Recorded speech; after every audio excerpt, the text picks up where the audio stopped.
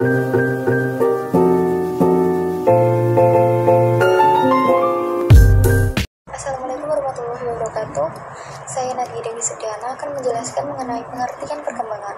Perkembangan adalah sebuah proses untuk menuju kedewasaan dengan merubah pikiran, emosi, serta kecakapan yang lebih matang. Perkembangan tidak mengenal batas usia, sehingga makhluk hidup dapat terus berkembang seiring bertambahnya usia. Contoh, proses perkembangan anak yang saat bayi belum bisa berjalan, tetapi seiring bertambahnya usia, ia bisa berjalan bahkan berlari. Pengertian pertumbuhan. Pertumbuhan adalah suatu proses bertambahnya tinggi, volume, atau massa tubuh pada makhluk hidup. Proses ini bersifat kuantitatif atau dapat diukur dan dihitung dengan angka. Pertumbuhan dapat dilihat dengan memperhatikan fisik makhluk hidup tersebut. Contoh seperti bertambahnya tinggi badan seorang anak. Bertambahnya tinggi badan seorang anak dapat dilihat secara nyata dan jelas. Perbedaan pertumbuhan dan perkembangan. 1. Berdasarkan pengertiannya. Pertumbuhan yaitu suatu proses bertambahnya jumlah sel tubuh suatu organisme yang disertai dengan adanya pertambahan ukuran, bentuk, berat, dan tinggi. Sedangkan perkembangan merupakan suatu proses diferensiasi, organogenesis, dan diakhiri dengan terbentuknya individu baru yang lebih lengkap dan lebih dewasa. 2. Berdasarkan keterlihatannya. Pertumbuhan bisa dilihat dari segi fisik melalui penglihatan luar. Contohnya melihat seseorang yang bertambah tinggi badannya. Sedangkan perkembangan cuma bisa diidentifikasi secara fisiologis dari kenampakan dalam. Contohnya mengukur tingkat perkembangan dari pikiran seseorang. 3. Berdasarkan keterbatasannya. Pertumbuhan dibatasi oleh waktu dan usia.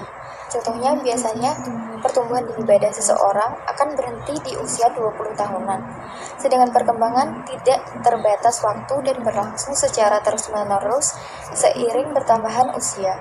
Contoh cara berpikir seseorang yang setiap saat akan mengalami perkembangan. 4. Berdasarkan prosesnya. Pertumbuhan berlangsung secara cepat pada awal usia sampai remaja.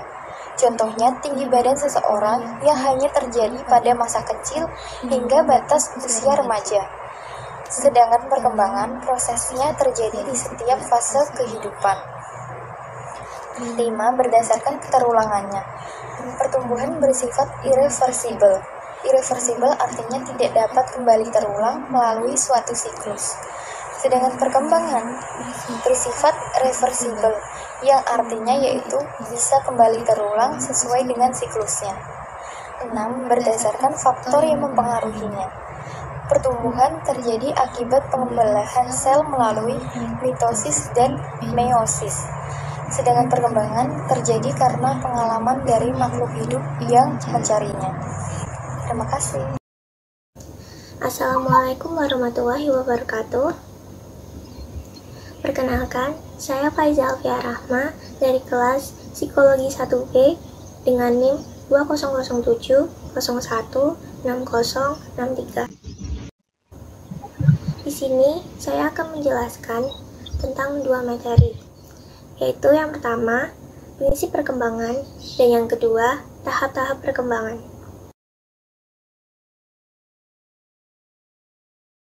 Prinsip perkembangan.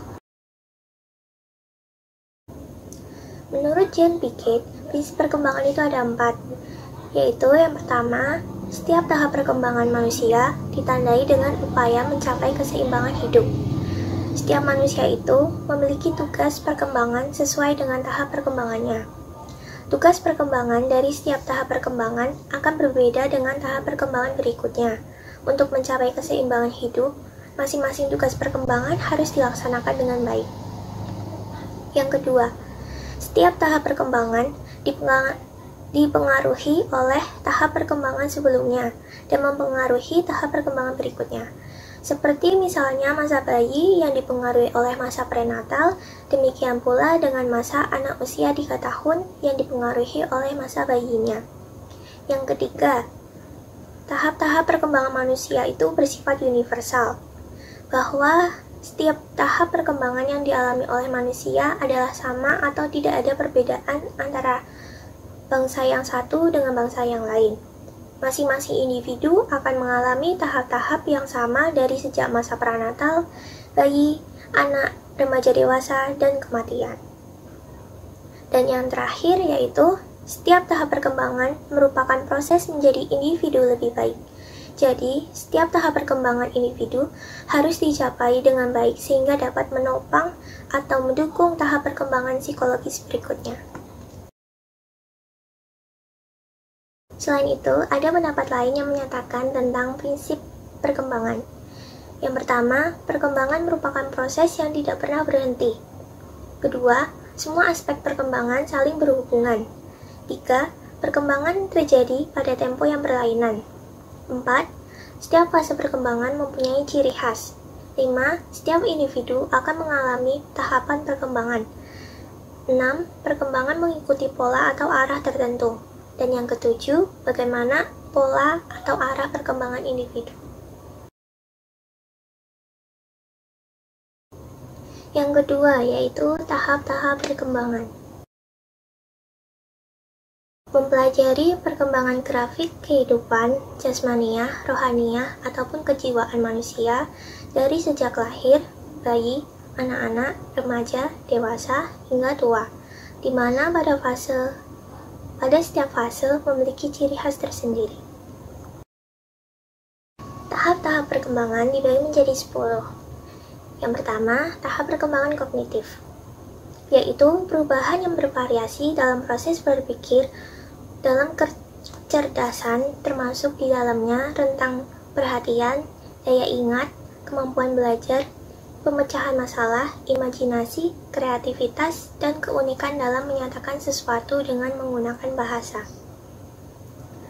Yang kedua, tahap perkembangan psikologi emosional, yaitu tahap perkembangan seseorang berupa perkembangan berkomunikasi secara emosional, memahami diri sendiri, dan kemampuan untuk memahami perasaan.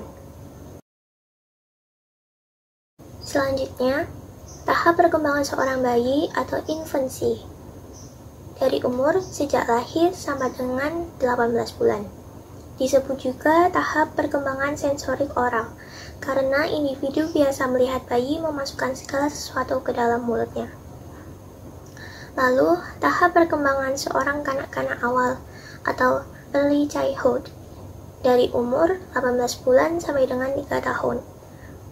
Di masa ini, individu berkesempatan untuk belajar tentang harga diri, seiring dengan berkembangnya kemampuan mengendalikan bagian tubuh dan tumbuhnya pemahaman tentang benar dan salah. Lalu, tahap perkembangan seorang usia bermain atau play age, yaitu yang dimulai dari umur 3-5 tahun. Individu biasanya memasukkan gambaran tentang individu dewasa di sekitarnya. Seperti contohnya pada anak laki-laki yang bermain dengan kuda-kudaan dan senapan kayu, sedangkan anak perempuan bermain pasar-pasaran atau boneka yang mengimitasi kehidupan keluarga. Lalu, tahap perkembangan seorang usia sekolah atau school age, dimulai dari usia 6 sampai dengan 12 tahun. Disebut juga sebagai periode laten. Keterampilan baru yang dikembangkan selama periode ini mengarah pada sikap ketekunan belajar, aktivitas, produktivitas, semangat, kerajinan, dan sebagainya. Sekolah dan lingkungan psikologi menjadi figur yang berperan penting dalam pembentukan ego di masa ini. Lalu selanjutnya, tahap perkembangan seorang remaja atau adolescence, yang dimulai dari usia 12 sampai dengan 18 tahun. Di periode ini, individu bukan lagi anak-anak, tetapi juga belum menjadi orang dewasa. Hidup berubah sangat kompleks karena individu berusaha mencari identitasnya, berjuang dalam interaksi psikologi, dan bergulat dalam persoalan-soalan moral. Lalu, tahap perkembangan seorang dewasa awal atau young adulthood, yang dimulai dari usia 18 tahun sampai dengan 35 tahun. Di sini merupakan tahap awal untuk menjadi dewasa.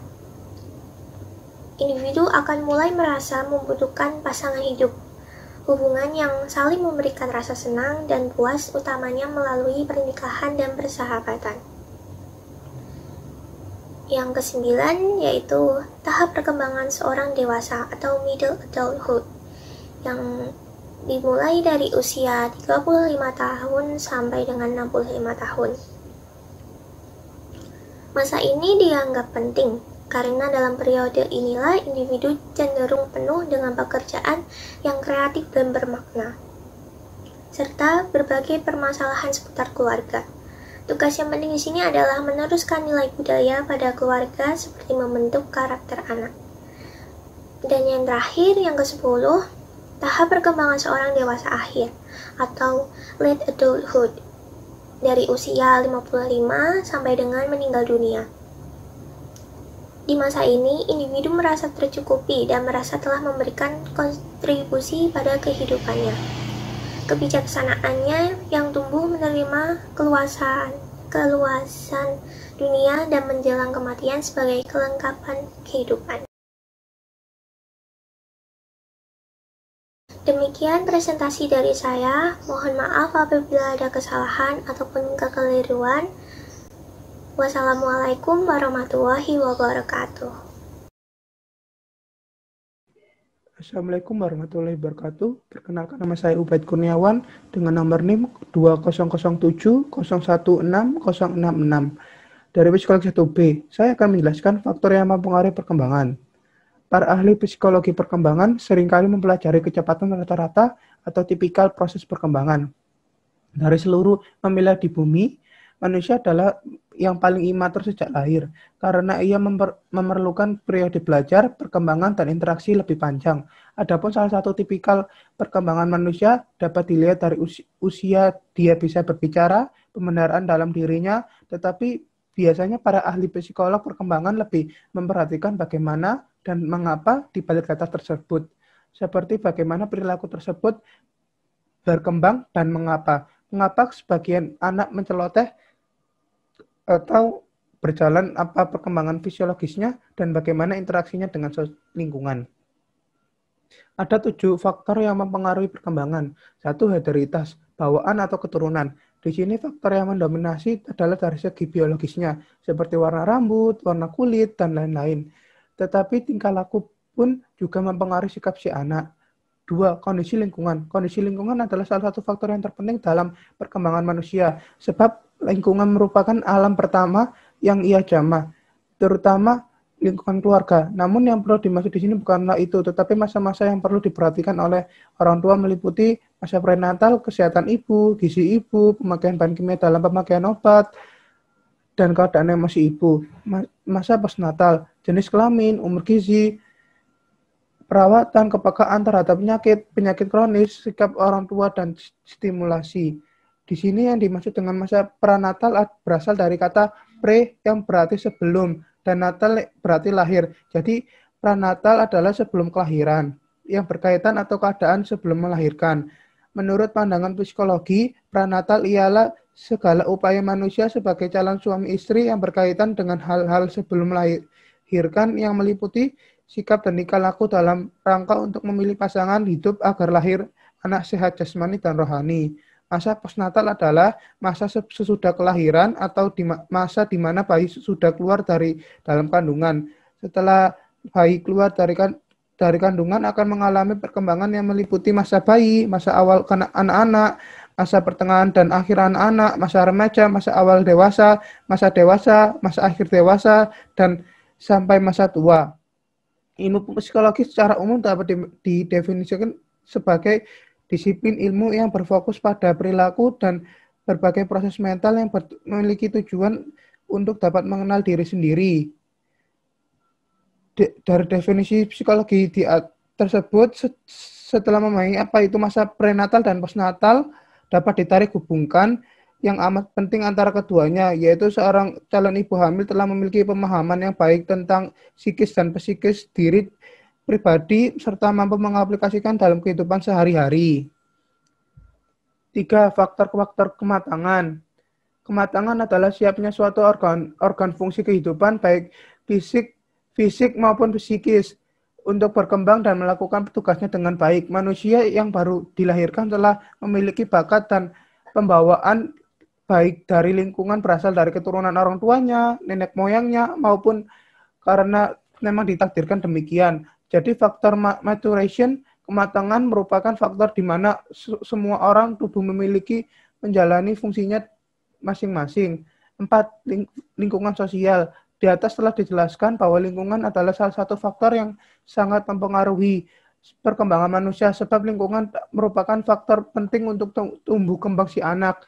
Dari lingkungan ia bersosialisasi, bisa berbicara, dan berinteraksi. 5. Status sosial. Status sosial merupakan salah satu faktor yang membentuk sikap dan tingkah laku anak. Biasanya anak yang dari kecil orang tuanya berstatus sosial tinggi biasanya lebih cepat berpikir dewasa daripada anak yang hidup dengan orang tua yang hanya masyarakat biasa. 6. Budaya, ras, dan etnis. Sebenarnya budaya, ras, dan etnis telah tercakup dalam lingkungan sosial, sebab budaya, ras, dan etnis ada di dalam lingkungan sosial. 7. Konteks sejarah.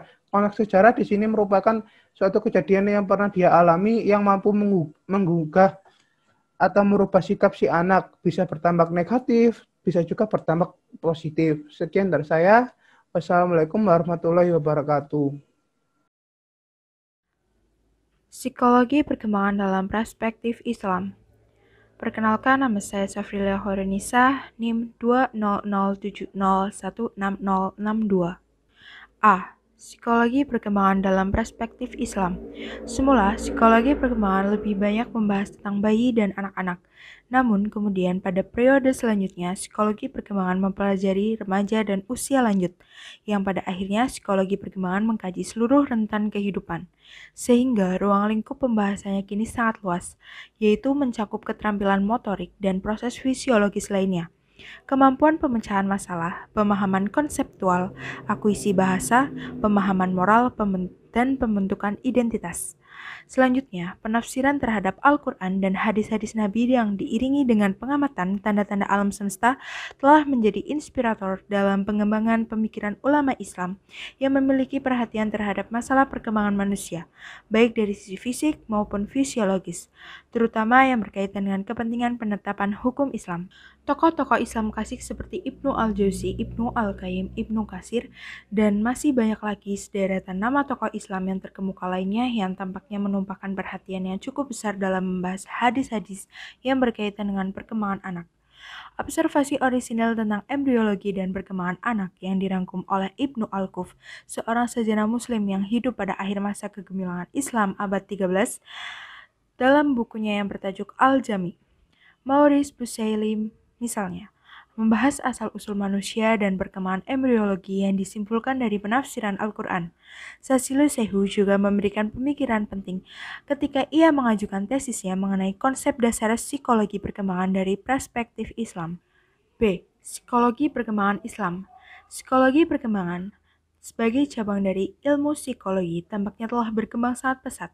Hal itu dibuktikan dengan banyak ilmuwan Islam yang merasakan pentingnya pengembangan psikologi perkembangan yang ditujukan dari perspektif Islam. Sasilu Sehu 1999 merangkum alasan pentingnya pengembangan psikologi perkembangan Islam yang menekankan pada perbedaan cara pandang dan kritik metodologi. 1. Cara pandang dan gaya hidup. Psikologi perkembangan modern yang dikenal saat ini lebih bersifat sekuler. Hal ini merupakan keterlibatan dari cara yang diterapkan oleh bangsa barat yang mana di dalamnya lebih banyak bersifat materialistis. Perilaku diakui psikologi modern memainkan peran yang signifikan dalam pembentukan individu dan masyarakat budaya barat. Dalam pandangan Islam, manusia dan segala makhluk yang ada di dalam alam semesta merupakan ciptaan Allah Subhanahu wa taala. Kemudian manusia memiliki tujuan transendental, manusia memiliki tugas kekhalifahan di muka bumi. Dan terdapat hukum Islam atau syariah yang mengatur kehidupan manusia sehingga kedua komponen tersebut dapat berjalan dengan cara yang harmoni. Kehidupan seorang muslim dan umat Islam secara menyeluruh dipengaruhi oleh cara pandangnya, seperti juga masyarakat barat yang juga dipengaruhi oleh cara pandang mereka. Dengan demikian, terdapat perbedaan yang tajam antara pola kehidupan Islam dan Barat. Pola dan proses pengembangan manusia, khususnya moral, emosional, dan sosial, memiliki sisi perbedaan yang sangat fundamental. Cara pandang dan mempelajari anak yang dirumuskan dan diteliti di dunia Barat tidak bisa dijadikan acuan dan ketentuan baku untuk diterapkan pada dunia Muslim. Perbedaan fundamental dalam cara pandang kedua dunia ini yang kemudian mempengaruhi pola asuh dan cara merawat anak dalam dunia budaya ini menunjukkan perbedaan yang tidak mudah untuk dipadukan. 2. Kritik metodologi psikologi perkembangan. Selain perbedaan cara pandang, berbagai kritik metodologi terhadap psikologi perkembangan modern juga dapat dilakukan dengan menunjukkan pentingnya umat Islam untuk mengembangkan metodologinya tersendiri. Dalam mengkaji psikologi perkembangan Islam, kritik yang diajukan meliputi paradigma epistemologikal fundamental dan metodologi psikologi modern. Yang terdapat 3 masalah metodologikal yang perlu mendapat perhatian. 1. Sumber pengetahuan dalam psikologi modern. 2. Makna dari pengujian ilmu pengetahuan. Dan 3. Tujuan dari data empirik. A. Sumber ilmu pengetahuan. Dalam psikologi modern, terdapat juga ilmu pengetahuan perilaku dan ilmu sosial lainnya. Sumber pengetahuan hanya berasal dari pemikiran dan penginderaan manusia. Pewahyuan diabaikan dan ditolak sebagai sumber pengetahuan dan dianggap sebagai mitos atau tahayul. Penolakan wahyu sebagai sumber pengetahuan merupakan konsekuensi dari antecedent sejarah dan filsafat. Dengan revolusi ilmu pengetahuan, epistemologi ilmiah yang sepenuhnya berdasarkan pada aturan pemikiran dan bahkan ateistik, mendapat tempat dan diterima menjadi paradigma penelitian yang sempurna, tidak bisa salah dan tidak bisa dibantah. Sebagai hasilnya, masing-masing disiplin ilmu memiliki pilihan untuk mengadopsi model epistemologikal ini atau tidak menganggapnya. Penelitian humaniora yang memiliki dasar alamiah pada dunia sosial dipaksa untuk mengadopsi model empirikal ini sebagai basis epistemologikal. B. Makna penguji ilmu pengetahuan. Ilmu pengetahuan sosial dalam ilmu pengetahuan modern segaris dengan pandangan mereka tentang ilmu pengetahuan. Mengakui eksperimen di atas segala alat dasar dalam mengakui kebenaran ilmu pengetahuan. Dengan demikian, positisme logikal menjadi metode yang paling dominan dalam ilmu pengetahuan perilaku dan ilmu sosial termasuk psikologi. C. Objektivitas dan universalitas ilmu pengetahuan empirik. Inti dari positisme logik atau empirisme adalah observasi, pengukuran, kuantifikasi dari data yang diambil oleh observer. Dalam melakukan observasi dan kuantifikasinya, observer hanya melihat objek penelitian untuk mengerti hukum alam.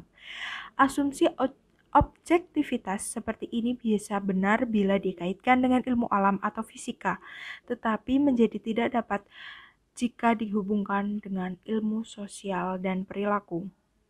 Sekian dan terima kasih.